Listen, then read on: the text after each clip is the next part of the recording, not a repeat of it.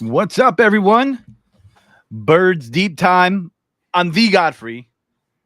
It's time to have a fish fry this week and talk about how we got crash landed on last week. Got some grades. I'm the Godfrey, and I got my man over here, the NFL genius. Tell him who you are, Gene. Me!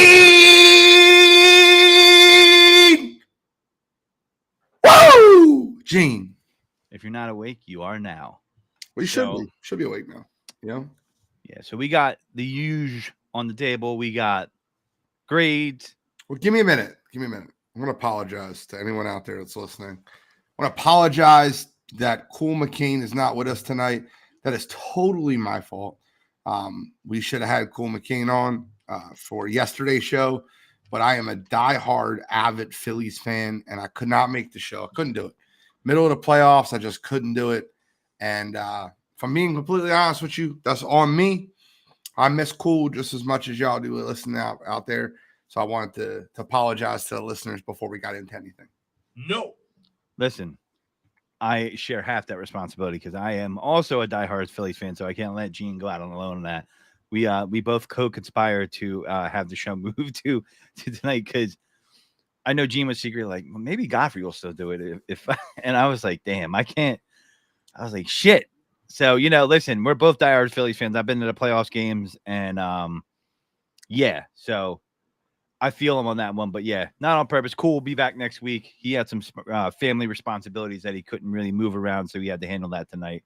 So I share some of that blame. But with that being said, I mean, listen, the Phillies are the Phillies, man. And I don't know if you haven't been paying attention or not. We'll be talking about football from here on out, but they are the hottest fan base and hottest team in baseball right now, without a doubt generating the most excitement around the sport in a long time. So that's just my opinion. I've been there. I felt the energy. You've seen it on TV, so it is what it is. But we got tons to talk about today. Grades from last week. I'm kind of glad that the show got delayed by a day because we have some injury updates that are coming out that are pertinent to this game coming up. And we also let the dust settle a little bit. Got to watch some game film. Got to look at some stuff. Hear some people talk. And we got our thoughts on it. So we're going to give you a preview as well about the Phins coming up. And that's what we're going to do. I guess we'll just jump right into the grades. Gene, you want to do that? I definitely do. So you want to go offense, defense, whatever direction you want to go, my friend. I'm here. I'm prepared. Oh, Rob Shuck, we will give you our answer. Is Rob a Dolphins fan? Yeah, no, Rob is not a Dolphins fan. Okay. Rob is a 40 Winers fan. Oh boy. How do you I guess like the Browns dropped the Brown on them this past week, but that's a different show. Let me tell you why I call him 40 Winers fans. Rob might not be this type of 40 Winer, but last night on Wire to Wire, we had, Wednesday night on Wire to Wire, a 40 Winers fan was in the chat saying, well, we were missing our starting running back and our Deebo Samuel, and we missed Trent Williams for a little while. And I'm thinking to myself, like, did the Browns not play that game without Nick Chubb? Did they not play that game without Deshaun Watson, their starting quarterback? Fact. I just don't understand how excuses can be made. And if you listen to Birds Deep tonight, I promise you, you will not hear us full of excuses. That's why I said whatever way you want to start, I'm ready. Let's go with the defense first. So you want to start positive? I'm gonna tell you what I've seen. I'm gonna tell you what I've seen with the Sean Desai defense. I gave it A-. Could be higher. I would like to see Nakobe Dean play more. But when Nakobe Dean was on the field, that defense looked incredible. The two big drives that the Jets put together that led to field goals were both drives which Nakobe Dean was not on the field. They were Nicholas Morrow drives. If you didn't notice, they were passing the helmet for basically the calls, for the defensive calls between Nicholas Morrow and Nakobe Dean. Zach Cunningham played the majority of snaps at weak outside linebacker. So I give them an A-. I get it. You're trying to put him back in on a pitch count. Defense looks a million times better when Nakobe Dean's on the field. Even with all those cornerbacks that went out in that game, Josh Jobe, Eli Ricks, all went out with injuries. I still think the defense did a hell of a job to keep the Eagles in that game. despite their putrid offensive performance. Yeah, I'm with you on that grade. I wouldn't give them a plus, but I give them A-. I have nothing really against the defense. They held them to really 12 points. I'm sorry, no, wait, less than that, right? So what was the final score? Was it 20-12 or was 20? I'm trying to remember. It seems like eons ago. The playoffs has aged me with the Phillies. So that touchdown with Brees Hall, they let him in so they could get the ball back, right? So I'm not really counting that against the defense toward the end of the game. They were given a short field, et cetera, et cetera. I just look at the defense and they did what they're supposed to do. And what is odd about that is that we'll get to this later. The coach didn't decide to have faith in the defense, right? And that was the best functioning part of the team that day, in my opinion. So, I don't get it. And they had some injuries that they had to deal with as well. Then they had no Darius Slay to have Jalen Carter. And I have no problem with the defense. The defense did what they're supposed to do. I have a problem with other facets of the team, which we'll get to next. So why don't we, since someone threw a question in the chat, do we think Hurts is that guy? Why don't we go with Jalen Hurts next? I do think Hurts is that guy for sure. I think Hurts sometimes gets an unfair standard. He has a bad turnover game, and I hear people bring up Josh Allen, but not nearly as much as they should after he has a performance like that. Remember, Josh Allen also lost to the Jets too, and he had a lot of turnovers. So let's keep things in perspective here. He is still that guy, 100%. But let's get to the grade. You have any thoughts on that, Gene? Is he that guy? Well, I'll get it to it with my grade. Okay. All right. I give him a D+. Yeah. And I'll explain to you why it's a D+. I don't think that last turnover happens if Devontae Smith doesn't have such a terrible game. If Kenneth Gainwell does not have such a terrible game. Both of those guys dropped ridiculously bad passes. The Devontae Smith one basically ends the game if he catches that ball. He's got yards and yards of separation behind him. It puts the Eagles up at minimum 5 points in that scenario if they only get 3. And then they don't need to get a touchdown. They don't need to get a first down. They don't need to throw the ball up 19-14 in that football game. And that interception doesn't happen. I think that Hurts's offense as a whole, particularly when Lane Johnson went out of the game, Jack Driscoll got beaten like he stole something. I don't understand what he was doing. He got destroyed. It was embarrassing. Lane Johnson went out. You think Jack Driscoll's got some, obviously has some snaps behind him. He could step into that role. He did not step into that role at all. Jack Driscoll got destroyed by that Jets defensive line. The one interception I don't put on Hurts at all, that bounced right off Dallas Goedert's hands into Quinnen Williams' hands. Yeah. I don't put that on Jalen Hurts. Yeah, I think Jalen Hurts is that guy. Here's a problem that I'm going to bring up again, and I know Cool would be the one that shut me down on it, and I'm sorry he's not here to defend it. Guys, 2 weeks into this season, Devontae Smith was looked at as one of the best receivers in football. He was incredible. The Eagles were 2-0. A.J. Brown throws a temper tantrum on the sideline, swears it wasn't about targets. Oh, it wasn't about targets. Since that moment, he's the most targeted receiver in the NFL. Devontae Smith, 3 straight games where he looks anemic, looks terrible. Now they're bringing in Julio Jones. You have to put the ball in the hands of your receivers to get them rolling. You can't just expect them to have 4 opportunities in an entire game and capitalize if they're not touching the football. I agree with Donovan McNabb. I hate agreeing with Donovan McNabb, but I agree with McNabb and his assessment that the Eagles are trying to scheme plays for players instead of trying to scheme plays to win. And that's a problem. Yeah. 100%. D+. I mean, listen, you can't. I agree with number 5 there. I'm giving him would you give him a D-? I give him a D+. I'm gonna give him a D-. I have some additional reasons why. I do agree with you. Certain things weren't his fault. I think he's regressed in a little bit, but not in a way where he's regressed permanently. Every quarterback is going to have ups and downs in the National Football League. And where you learn if that quarterback is that guy, as Rob asked in the chat, is how do they adjust to the NFL? Because the NFL will adjust to them, right? And I'm not saying Jalen hasn't adjusted, but I am seeing him have a mechanical issue that, I tracked through college. And he's going up and down with it. His footwork isn't what it should be. It was a problem at Alabama. Lincoln Riley corrected it. Went from Lincoln Riley to the pros. They corrected it last year. Shane Steichen left, and they haven't corrected it yet. Brian Johnson and Nick Sirianni need to get on top of that. Steichen definitely corrected it. I mean, you could see it from year-over-year jumps in his play. Now, that last pass, he didn't drive the ball. I think if he throw it, it was a risky throw anyway. But they knew that throw was coming. They knew it was coming.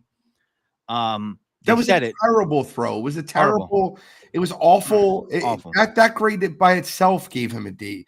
That throw was not meant to be there. It was double coverage. It was an awful. He panicked. Yeah, awful throw, and he knows it. You can tell by his expression. But I'm not long term. I'm not scared of Jalen regressing. I'm going to tell you why. Because he's the type of player that is proved to be coached hard. He said he's allowed to be coached hard. And that was one thing Nate Brady was about. And that's why you've seen him make progress year over year. He's going to have his ups and downs. Every great quarterback has had a bad game. And I think this was a bad game for him. And I think he'll rebound. I think he has shown that kind of resilience through his football playing career, through Alabama, into Oklahoma. He had some turbulence there in Alabama. And then he had some turbulence here coming into the pros. Can he pass? I questioned it myself. Gene did. Can he pass? Can he pass?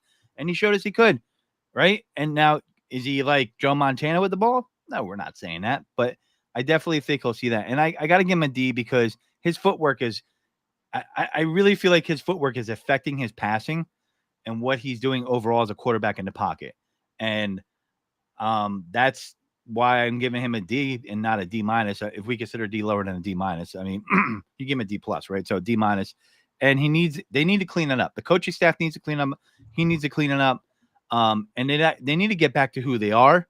And this will kind of leak into our next grade of the offense, which includes, correct me if I'm wrong here, Gene. I want to keep to our formula here. It includes Brian Johnson, Nick Sirianni, and the offense as a whole, correct? Is that how we're grading it? Okay. Yeah. So I'll let you go first on the offense. F.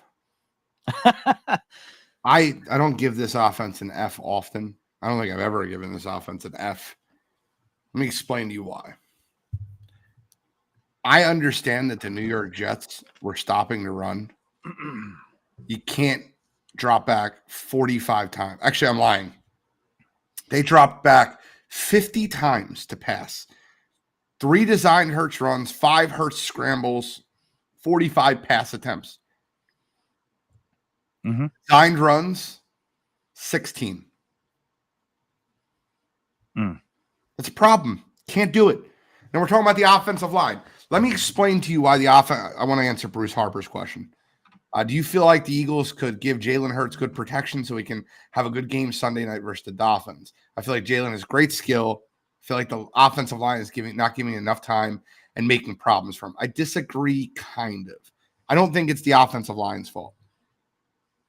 I know, some people that are listening, and Bruce, I'm sure you're a super educated fan, but I know there's some people listening that don't understand the difference between pass blocking and run blocking. And I'm going to explain to you why it's super important that the Philadelphia Eagles run the football. Let me ask you a question. Have you ever been in a fight, Godfrey? Ever been in a fist fight? One or two, one or two. Let me ask you, would you back up the entire fight and get hit in the face and constantly try to defend yourself? Or would you be aggressive back? I would be aggressive back, unless you're a non-violent like monk or something and you're just that you refuse to do it. But I would. You got to get aggressive back. You eventually have to hit back because they're going to paint you into a corner. I mean, pass blocking is the defensive line. hitting the offensive line and getting around them. Run blocking is the offensive line being able to be aggressive and hitting the defensive lineman. It's almost like you're giving them an opportunity to swing back. When you drop back 50 times and run 16 out of 66 total plays, you're allowing the defensive line to hit you 50 times, and you're only able to hit back 16. That creates an issue on the offensive line. The Jets have the best defensive line in football. That's not in Philadelphia. Their defensive line is incredible. Don't kid yourself. Robert Saleh is a great defensive coordinator. I hate the comments that he made after the game. I think it's really cool to talk when you're 3-3 and you're a crap team and you want to pout your chest because you beat the Eagles. I get that. I think that the Philadelphia Eagles game plan was severely flawed. I think I think Slay, Jalen Carter, I think the Eagles almost looked at this game as a win, and it should have been. Nothing's given in the NFL. You've heard me talk about this on the show numerous times. You cannot expect to win in the road in the NFL. It just can't happen. And I felt like the game plan was a lot of, well, we're not running the ball successfully. Let's let Jalen do it with his arm. And eventually, when you drop back 50 times, the defense is going to have some type of semblance of your cadence, of your drop back. And they hit Jalen Hurts a lot, gave him happy feet. He made a mistake. Yeah. Every quarterback's made one. But the offense as a whole was poorly ran. Play calling was poor. There was no misdirections. There was no keeping the defenses. Look, the defense was able to pin their heels back and run after the quarterback. That can't happen in the NFL. You have to be able to schematically scheme people open. You have to be able to run counters, reverses, screens. They're the worst screen team in football. Which is surprising. Which is surprising because they have guys that were on teams before Nick Sirianni that ran good screens. Chip Kelly had a good screen game, before, Lane Johnson was around, and Kelsey goes all the way back to Andy Reid area. He was part of a good screen game. So it's not like you don't have the personnel to do it. And I've always asked, especially with a guy like DeAndre Swift now on the team, we need more screens. They have the personnel, but I give an F as well. I was going to give an I for incomplete. I didn't know if that was worse or not. If there's any teachers in the chat, you let me know, but I'm going to give an F. And the reason is because there's a lot of excuses that have been made, right? Like I saw someone said, Rob in the chat said, what about Jake missing a kick? Yeah, that hurt. But at the end of the game, and Gene, correct me if my timeline is wrong here. I believe there was about 4 minutes left. They had the ball, if I'm not mistaken, before they threw the interception, roughly. I think it was 3 minutes and change. I can get the exact time, though, if you like. The defense had not given up a touchdown to that point. I say you run the ball instead of passing it there. They've run on 3rd and 9 before. And I believe were they in field goal range at that point? The interception was thrown with 1 minute and 50 seconds left in the game. Okay. But were they in field goal range at that point? The Eagles? No, they're at their own 46. Okay, their own 46. So let's say you run the ball, you throw more of a high percentage safe pass if you have to go that way, and you punt it. It's 14-12 at that point. Okay? So the Jets up to that point have not scored a touchdown on the Eagles the whole game. If I'm the coach, I'm saying, all right, we're not doing what we need to do here. We got some injuries. Lane Johnson's not there, whatever it may be. I'm going to say, Jets, you're going to have to score on me. I'm going to make you dribble to your left. And this is where the Eagles are getting, I feel like Nick Sirianni is in that phase where I used to feel this way with Andy Reid, where I like to call it reinvent the wheel syndrome. Okay. Let's tinker. Let's reinvent the wheel. Let's be the smartest guy in the room. A Kyle Shanahanism, if you will, for my 49ers fans listening. Let's draft a kicker in the 5th round. How'd that work out last week? Anyway, a little shot there for Rob. Thank you for listening. But I think, you're right about them scheming plays in for players. And I have noticed an increase in targets. And you want to keep your players involved. However, when they passed on that 3rd down, there were other 3rd downs they passed on. It wasn't successful. Last week, they got away with it and they scored a touchdown on it. And a lot of us were questioning why, right? And I don't feel like that it's been the identity of the team over the last year and a half that they carved out, and they're getting fancy with. They're like, we're gonna be smart on average player. We're gonna pass it right here. 39, I guess, yeah, you can pass it, right? But if you were having a bad day pass protecting, you know, let's put the team in position to be successful, right? Jack Driscoll is going to have an easier time run blocking than pass blocking. They got Quincy Williams. You know, I think it's Quincy Williams, right? It's Quinnen and Quincy. They're brothers. But yeah, one's a linebacker, one's a defensive tackle. They're both very good. Those dudes can run. They're not slow. Okay, they can run. This team is a very athletic team, especially on the defensive side of the ball. But the Eagles let this game slip away because they lost their identity in the game. And I hated the game plan because, even if you're not getting yards and you can run on the Jets eventually, the game has shown, games the Jets have played have shown this. They have been worn down. Why? Because their offense can't move the ball. Keep chipping away. And then when you get to the end of the game, you will be able to run the ball because they're going to be tired. You have to tire them out. You're keeping them fresh by throwing the ball 45 times. This is a punch you in the mouth fight. The Eagles played exactly the way the Jets wanted them to play. Exactly how the Jets needed them to play for them to be able to win the game. They 100% played into their hands because they were not going to beat them if the Eagles stuck to the run. And I just feel like putting Jalen in a position to throw the ball 45 times. I know, there were some injuries on the Jets side too in the secondary. I get that. Isn't smart. And then it did feel like, all right, well, AJ's getting the ball. They're putting it out to him. Devontae Smith didn't have a great game, and I'm just looking at things and I'm like, all right, what's going on here? And it just felt sluggish. And the game should have been definitely more in the Eagles' favor, but they just kept stepping in their own shit.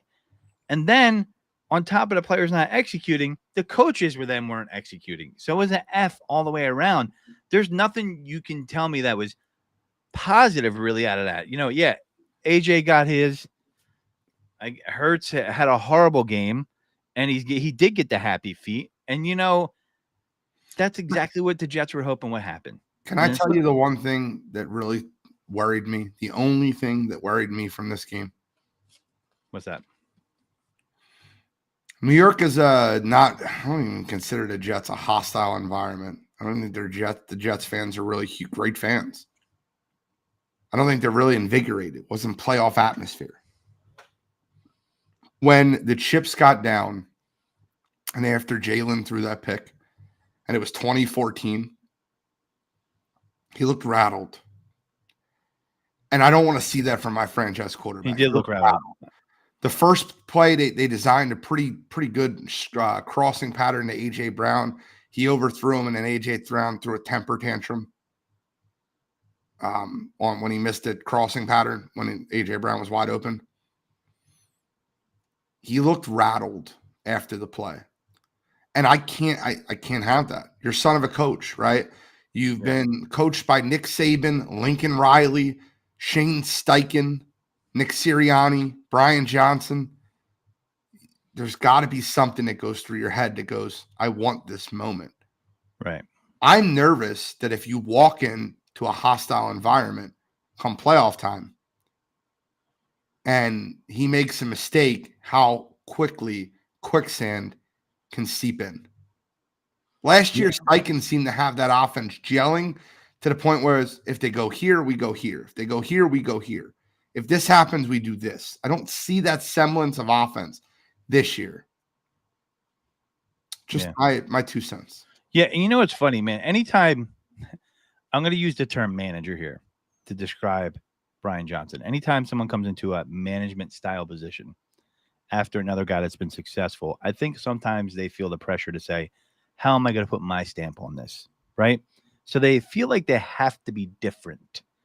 And I don't know if that's what Brian Johnson's doing here or Nick Sirianni, but it kind of gives me that aura, right? Hey, let's show them we could pass. No, dude, stick to the script. I know it's old as the day is long. Run the ball. We always say that. Run the ball. I get it. But you have DeAndre Swift. You have Kenneth Gainwell. Yeah, Boston Scott if you need him. You can run the ball, and the offensive line is there. And the thing is that one thing that bothered me is that a lot of the fans I heard say, well, Lane was out. That's not an excuse. We can't collapse just because Lane Johnson's hurt. I'm tired of that. Like, oh, Lane was out. I heard that last year when we lost that game with Gardner Minshew, quarterback against the Cowboys. Well, Lane was out. Micah Parsons started going wild. True, but it doesn't mean that should be allowed. Adjust, okay? If you know Driscoll's going to have problems with the pass rush on the pass, run the damn ball to help him out because he's coming off the bench, all right? Just imagine you're coming off cold, you warm up as an athlete, and now you're in. You're usually not getting in at all if you're the backup for Lane Johnson. Now you're in. Driscoll's in there. Let's pass the ball. Let's make it more difficult on the guy. No, man. Every offensive lineman's wheelhouse is run blocking. 1,000%. They love to because it's the most physical. They can impose their will on their opponent, and that's what we needed to do. And unfortunately, we said, oh, we're not going to do that. DeAndre Swift doesn't get enough credit for running between the tackles. I believe he can. I don't buy in that he can't. We've seen it. They can do it. He has enough speed to get to the outside. You should have relied on him. They should have pivoted like they pivoted in the Vikings game, and they didn't. And I don't know why, but they really need to get their shit together, the coaching staff, and find themselves again because they need to coach up the player. And they need to, and that scheme, they need to stop reinventing the wheel. I've seen it so many times with the Eagles over and over again, but this coaching staff in particular, I do think they're trying to find their identity. Maybe Brian Johnson is trying to find his identity out of Shane Steichen's shadow, if you will.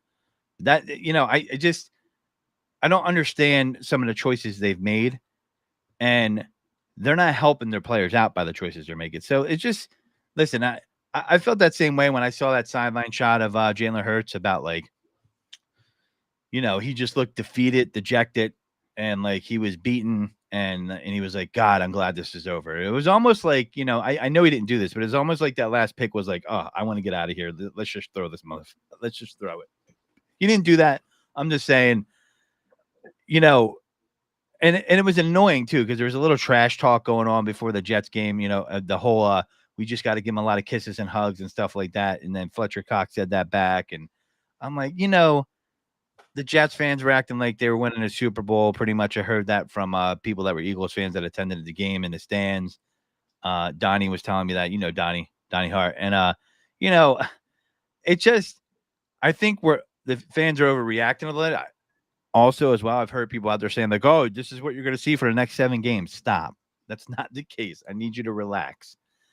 Remember, I was celebrating for a little bit when the Niners lost, but the Niners, they get beat by PJ Walker and the Browns. It can happen in football. These are professional athletes. Not to make an excuse for their loss, the Eagles, but I think they're better than they showed. I think they'll show resiliency, and I think they'll bounce back, and that will bring us to the next game. Will it be a fish fry, or will there be birds on the grill?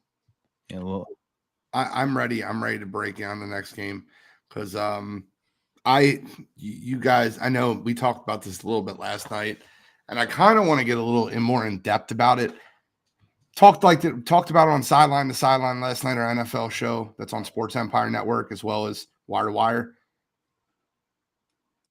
I think the Philadelphia Eagles 100% rebound versus this Miami Dolphins team. I feel so strong about the Philadelphia Eagles winning this football game. And I'll explain to you why. I think they dominate on both lines of scrimmage. Everyone looks at this Dolphins team like they're some juggernaut, like they're unbeatable, like they're just immovable object. I got news for you. They allowed 34 points to the Chargers on opening day. They won 36-34. They beat the New England Patriots in a game that they were outgained 24-17. They beat a Denver Broncos team that's quitting on their coach 70-20. They got steamrolled by the Buffalo Bills on our first real road test of the year. They beat a Giants team that's really not that good, and their offense couldn't move the football. And they beat Carolina, who doesn't have a win yet. I don't mean to sound smart when I say this, but I think that this team as a whole is going to be well prepared, ready to bully the Miami Dolphins on both sides of the ball.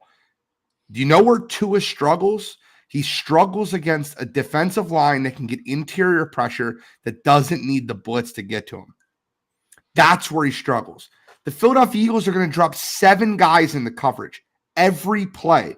You're going to have 2 deep safeties bracketing Hill and Waddle. They're going to be ready for the crossing routes. Do you know why they'll be ready for the crossing routes?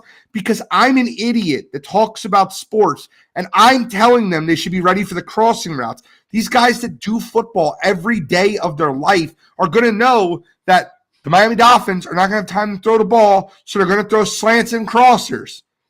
I think the Kobe Dean playing is vital. He's the faster of the linebacking group. I think with Reed Blankenship out, the move to Justin Evans is going to make a lot of sense at the safety position. He's a lot quicker.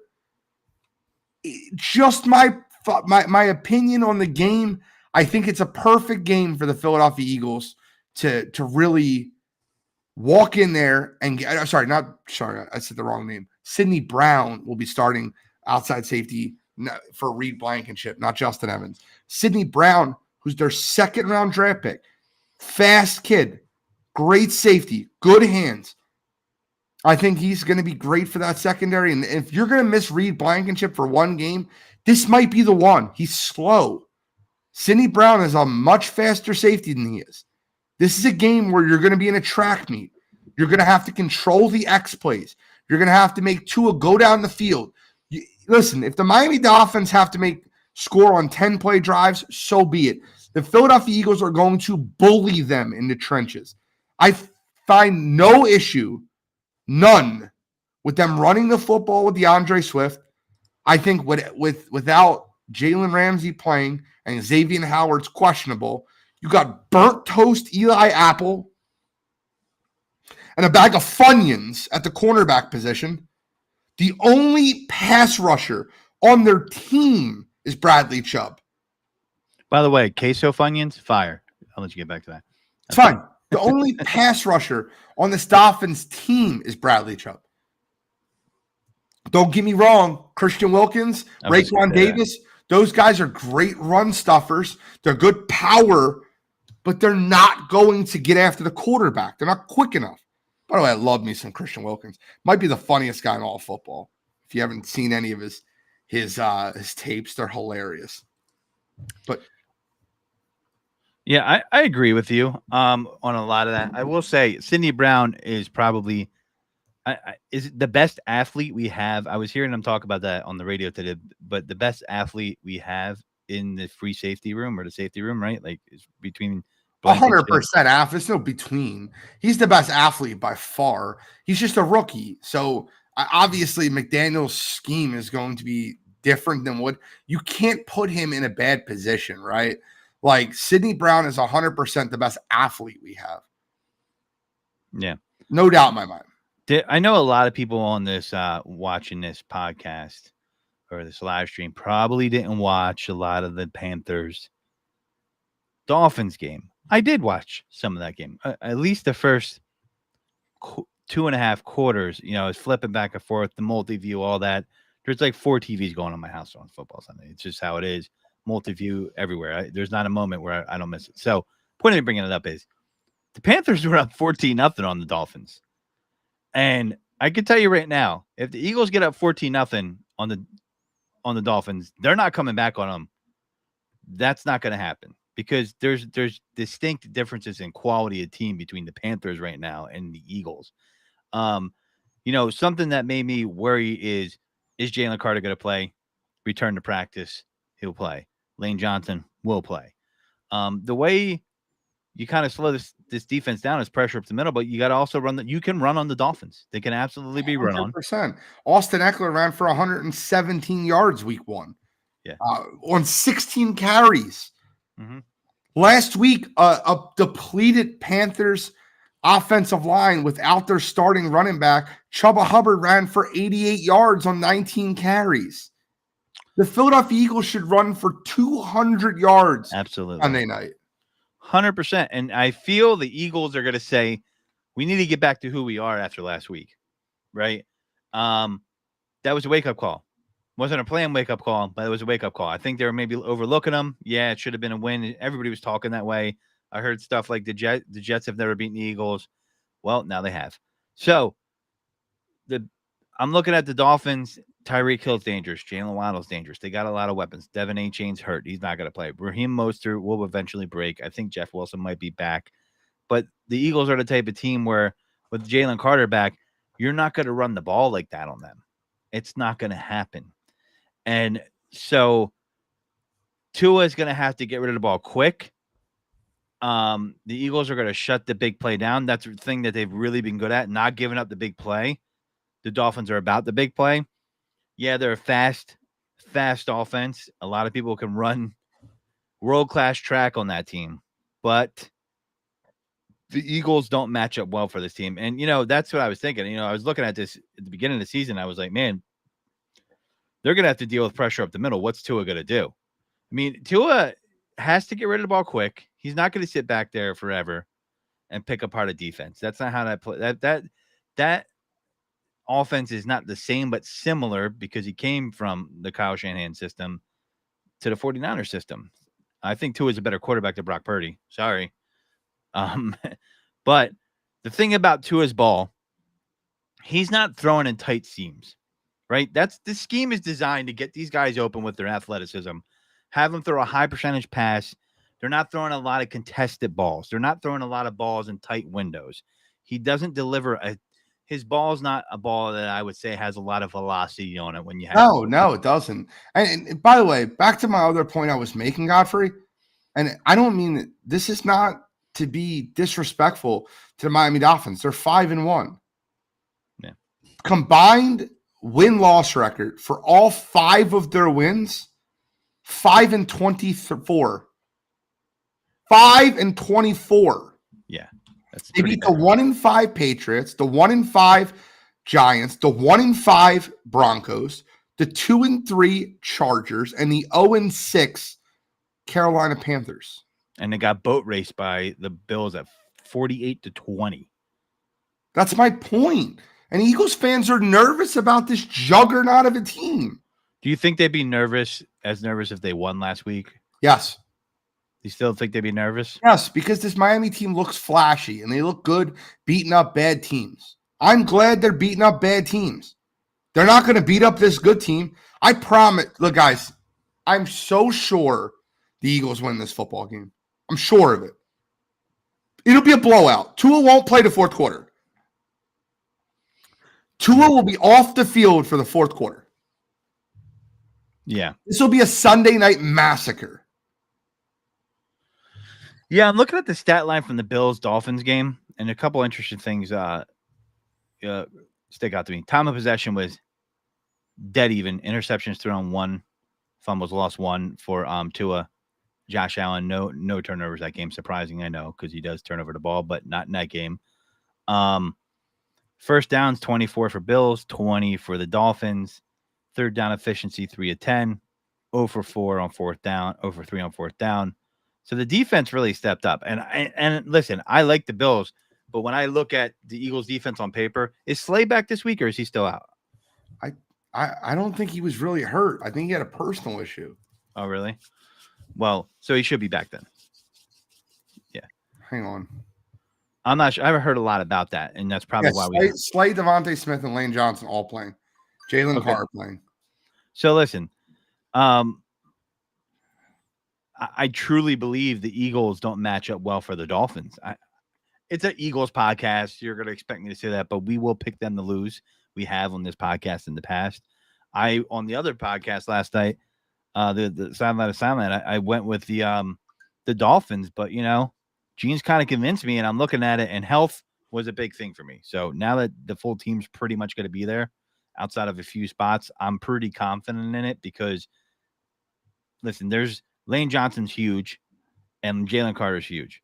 Jalen Carter is going to be the key to this. Is this his second primetime game? This is Sunday Night Football. Some would argue that Sunday Night Football these days are a bigger night than Monday Night Football. It'd be fair to say that. 100%. Right. So, Sunday night, first of all, ESPN is an absolute clown show.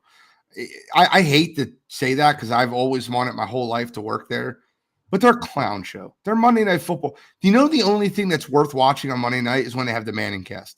I will sit and watch the Manning cast 100 times out of 100 because I love watching Peyton and Eli break down real football. It's like sitting in a room with people that know what the hell they're talking about. When I hear Aikman and Buck talking, it's like nails on a chalkboard. It's not as bad as Thursday Night Football. By the way, Amazon. Herb Street needs to go back to college and stop calling. Dude, he's terrible. Yeah. What game were they watching? Speaking of bad announcers, can we stop for a minute and talk about how bad Mark Sanchez was calling that Eagles game Sunday? Yeah, he sounded like he took a bong rip right before the broadcast. Bro, what the hell he was actively cheering. I understand. Like, Sanchez played on both teams, and I know he's got more ties to the Jets. The guy was actively cheering for the Jets in the booth. It's unbelievable. Well, that's what happens when they put these athletes in and they're not professional broadcasters. I realize they could bring something to the table as far as experience on the field. But if you're a professional broadcaster, you're supposed to show impartiality to the crowd. You're not supposed to be favoring one over the other. This isn't the WWE. You're not Jim Ross or Jerry the King Lawler or whoever, Vince McMahon. Like, you're supposed to show, you're not supposed to show favoritism. And it's kind of, I hate when I hear that. And it's like, Romo was good at first and he got worse and worse and worse. And it's because they're not professional broadcasters. I mean, I just feel like, yeah. Bruce, I don't feel Aikman is terrible, Bruce. I think Troy Aikman's got CTE. I think the guy had one too many concussions, and I think he's absolutely losing it. I'm just giving you my personal opinion. I don't think I've ever heard an Eagles fan. Cottrell, you could be right, and I would. I love when Romo calls games. I don't know who the hell. Like, first of all, the reason I don't like broadcasting crews, Cottrell, that call Eagles games is because a lot of them, and don't take this the wrong way, but a lot of them are former Cowboys fans. Moose Johnson, Troy Aikman. I remember listening to what was the guy's name? The cornerback, Aqib Talib. I know he wasn't a Cowboys fan, but he was terrible at calling games. Mark Sanchez, a former Jet, calling a Jets game. It sounded like I was listening to a Jets home broadcast. There's some good announcers. Kirk Herbstreit's terrible. Collinsworth's a bum. I can't stand him. Yeah, you're right. I don't like a lot of them. I think I could do a better job. I mean, I think there's guys that are good. I mean, I always liked Madden. I liked Summerall. I never felt that way when they were on. They were on for years. I never felt that way. Madden was one of the best all-time announcers, in my opinion. Well, I like Madden. He was a little too obvious, but I liked him. I like Summerall a lot. I love Romo. I don't care what anybody says. I love Romo. Yeah, Matt Ryan did a good job when he called the Eagles game 2 weeks ago. Yeah, he did. No problem there. There's some people out there that make a good transition. I like Greg Olsen too. Greg Olsen's another great one. Yeah, Greg Olsen's a good one. Who's the linebacker that used to be on the same? Oh, Vilma. I think Vilma's awful. I don't like Vilma. I haven't heard him call a game. Has he called a game for us? No, I'm just talking about in general. I've heard him call games, and I'm like, okay. It depends. But just because you're an athlete doesn't mean you can be a broadcaster. It was the game of the week, and Mark Sanchez was calling, and I was just like, what is going on? Yeah.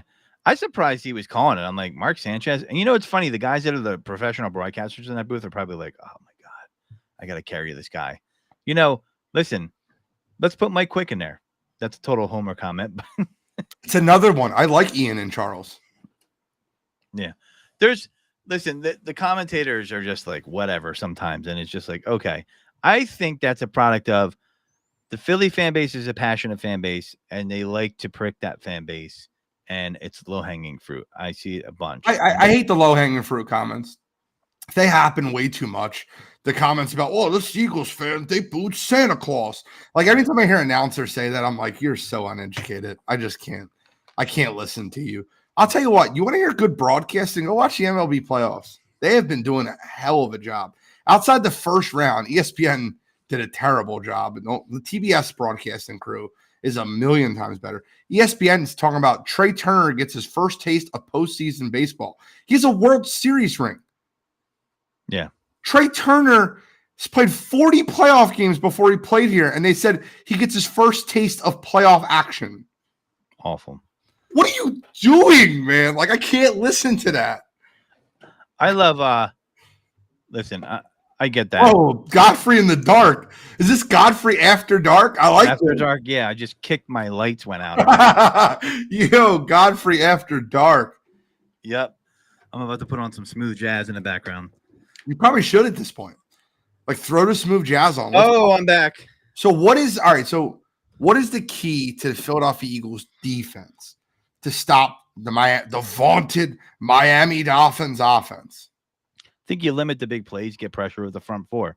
Seems pretty elementary, but I think you know, the way the Eagles defensive tackle rotation is set up, the way they're getting pressure on the quarterback from the front four, they're absolutely equipped to do that. So you limit the big plays and get the pressure on the front four. Get to an office spot. You know, that offense is very rhythmic, if you want to say, on the Dolphins, and if you disrupt it, you'll see that. And I'll give you a preview of it. Look at Brock Purdy, right? He got disrupted, and I was looking forward to this game. Cottrell will tell you, I messaged him. I actually live bet on them winning at a certain point. And I know some people will think that's crazy, but I won because I felt like they were getting him off his spot. Debo was hurt. Christian McCaffrey was hurt, not seriously, but enough where it was hindering his ability. And they were disrupting the flow of their play enough where they were going to not be able to perform at will like they were against all the teams they boat raced that were nothing. And when I watched that game, because remember, Mike McDaniel was on the Kyle Shanahan staff, the offense it's not exact, but it's similar. And it's all predicated on motion, things of that nature. And, you know, if you disrupt the flow of that offense with a pass rush, it's gonna be really bad. Because the thing that Brock Purdy and Tua don't do well, they can't drive the football with their arm strength. They're not that type of quarterback. You will not see that from them. And so they have to get rid of it quick, on time, to a spot. And if they don't do it, they're not going to be able to put up the numbers they did. I mean, you know, listen, they're not playing the Broncos. We're not going to see 70 points. We're not going to see 48 points. And that's what you got to do with this team is you got to limit the big plays and get pressure at the front four. Eagles are equipped for that. And, you know, Tua, this is going to be his best test yet.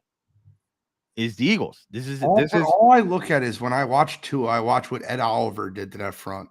And he bullied the front and moved Tua off his spot over and over and over. Yeah.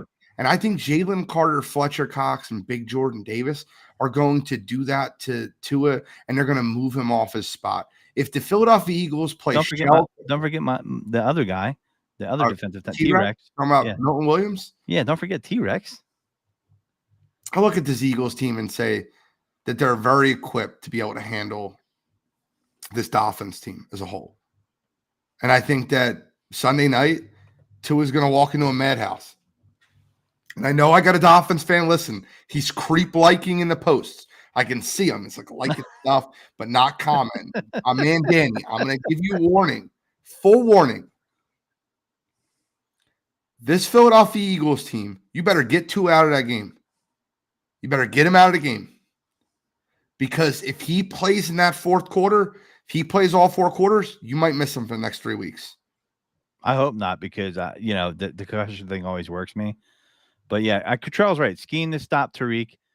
You got to worry about Jalen Waddle, but Jalen Waddle, as good as receiver as he is, has not shown the ability to take over a game like Tariq Hill can. So you scheme to stop Tariq.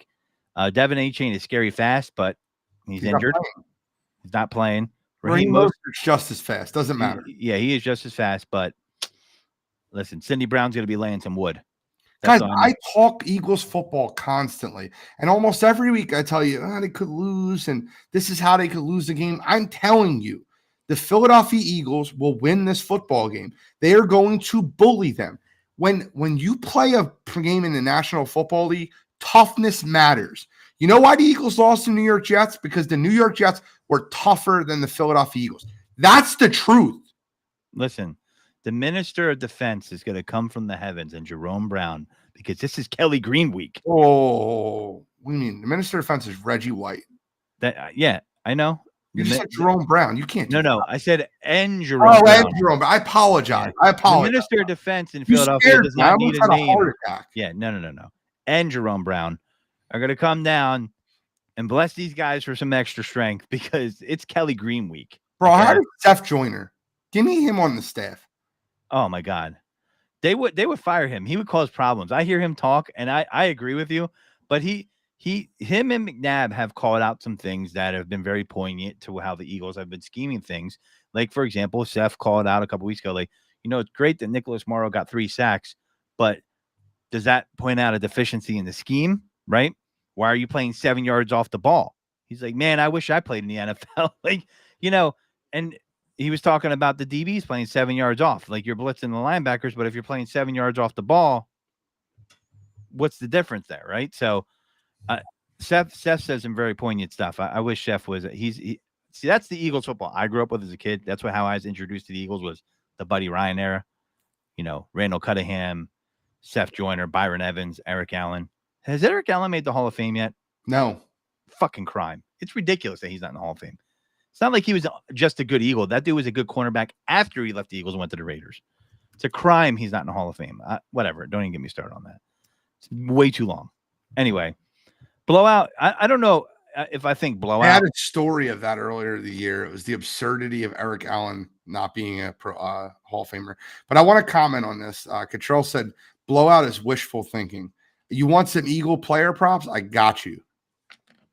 And the spread parlays. The spread is Eagles. Are we selling crack now on this show with these? No. I'm going to give him player prop parlays. That's what I meant. That is crack, but give it to him anyway.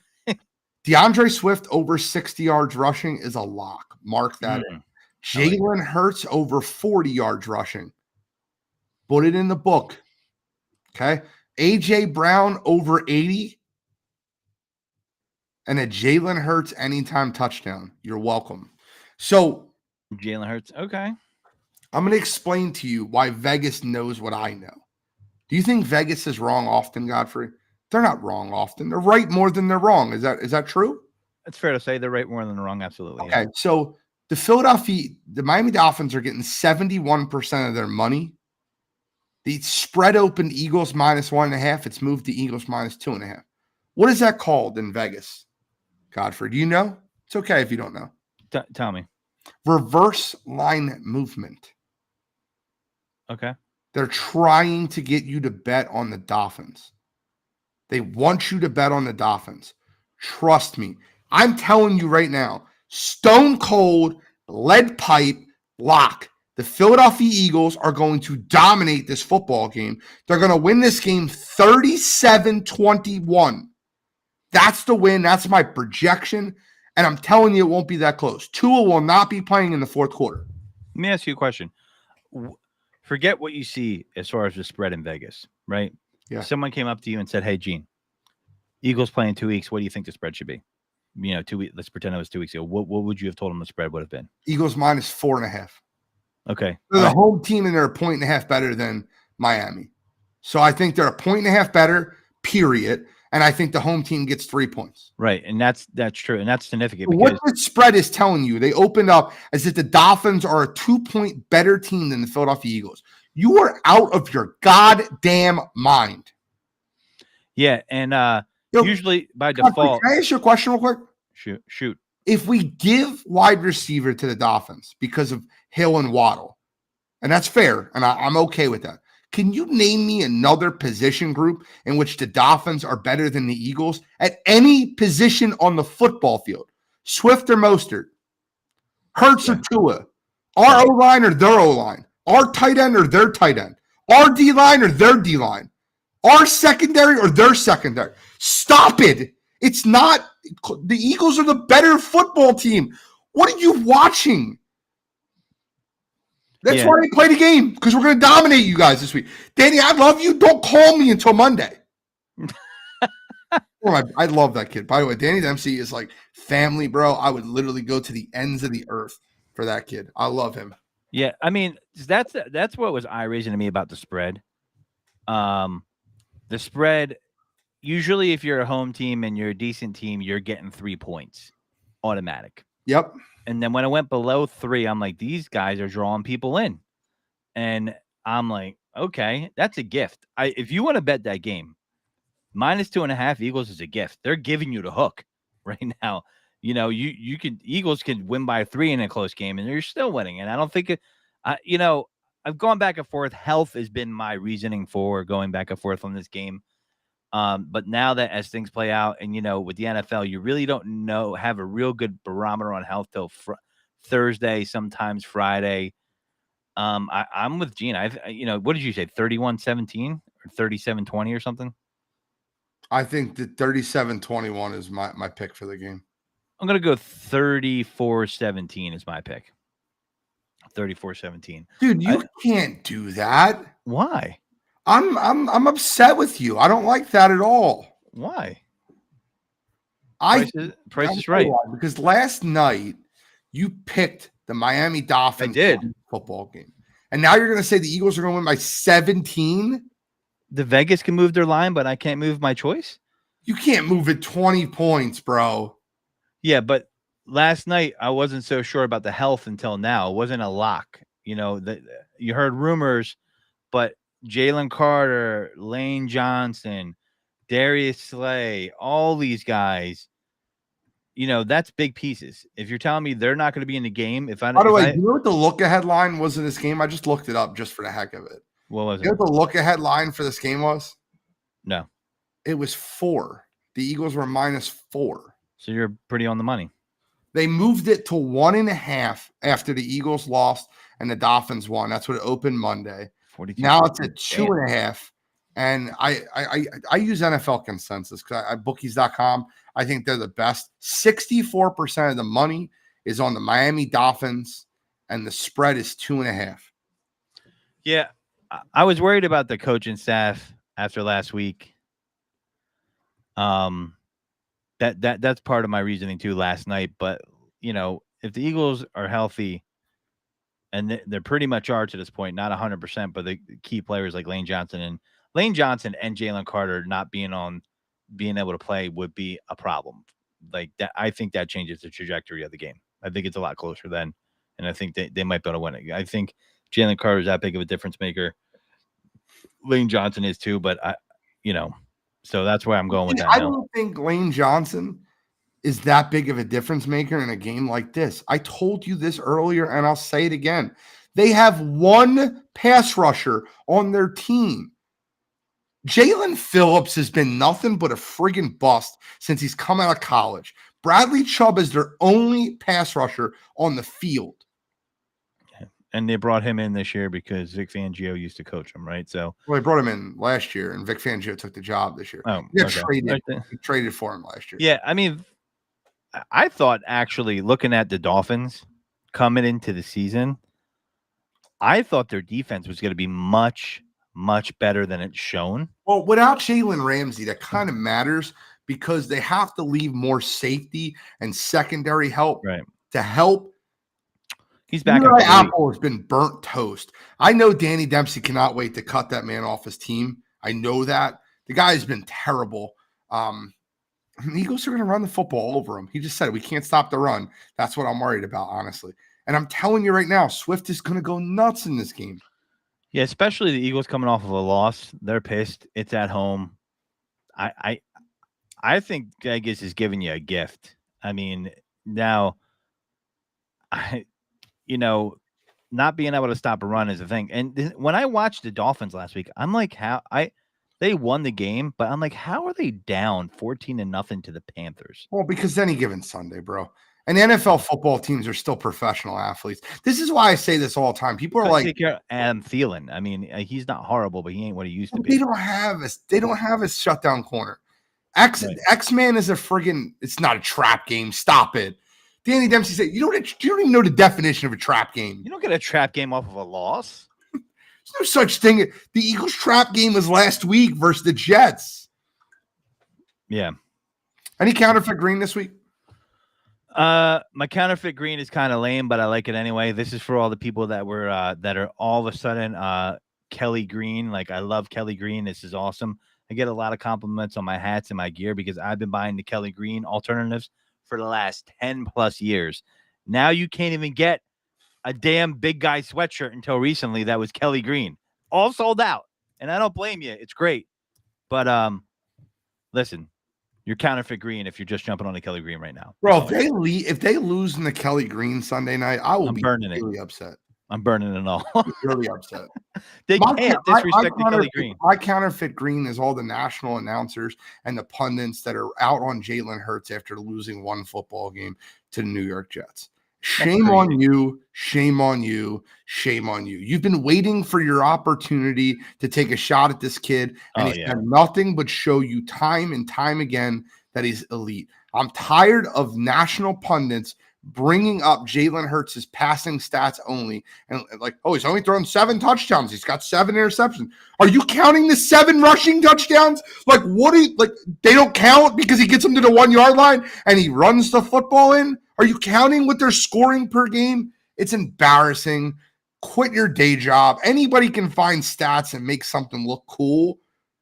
But if we're being honest, if a quarterback throws the ball 80 yards and they get tackled at the 1 yard line, and then the quarterback runs the football in, to act like that's not part of what happened is absurd. Yep.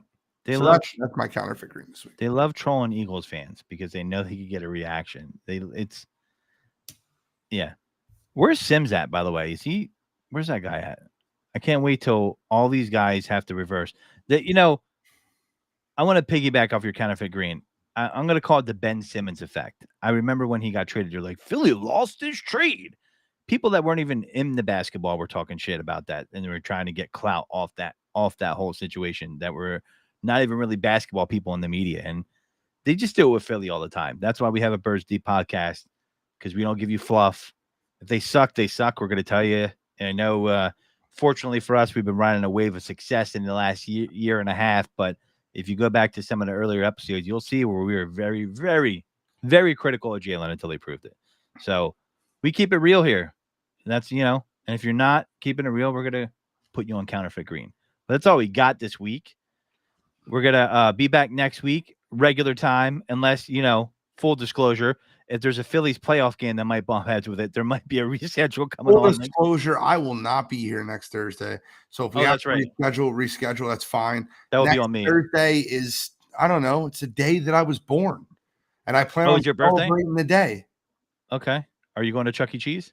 I might go watch Thursday. Dude, next Thursday should be the sports equinox. So I think all 4 major sports teams are playing Thursday. I might want to spend my Thursday night sitting in a sports book, just relaxing and watching a sports equinox. Yeah. So Flyers, Phillies, Sixers, Phillies possibly, depending on how the schedule plays out, right? And are the Eagles playing on Thursday too? No. What sports equinox means is all 4 sports are being played on the same day. Oh, so you got some football. Oh, I got you. I thought you meant all 4 Phillies teams. No. Thursday night football. You got World Series. It looks like it'll be game 1. Yeah. By the way, I might be at that game if it's here. And I'm definitely not going to be on the show. But I will say, and any show for that matter that day, World Series takes precedent. But Thursday night football, and then we'll cut it off after this, drives me nuts. Jeff Bezos, you could put a rocket ship on the fucking moon. You can build your own spaceship, but you can't figure out buffering on your Thursday night broadcast. So just to be clear, it's not buffering, it's your TV. You have to change your settings, and that's Bezos's fault. That's Amazon's fault, but it's not buffering from my refresh rate. I will help you. Sir. It's expanding your bandwidth. I figured it out on my TVs. It's fixed, and you can message me next Thursday, and I'll walk you through. I will. Is it refresh rate? Is that what it is? Yes. Okay. Well, if you have a beat-ass TV with low refresh rate, you might be shit out of luck there. Yeah, agreed. But all right, guys. Thanks for listening in. Thanks for tuning in. Got some extended Birds Deeps this week. You want to talk Birds Deeps? Got any comments about the stuff even after the show? Message us. Hit us up. You know where to find us. And this is the Godfrey and the NFL Genius, not saying goodbye, just saying take it Birds Deep.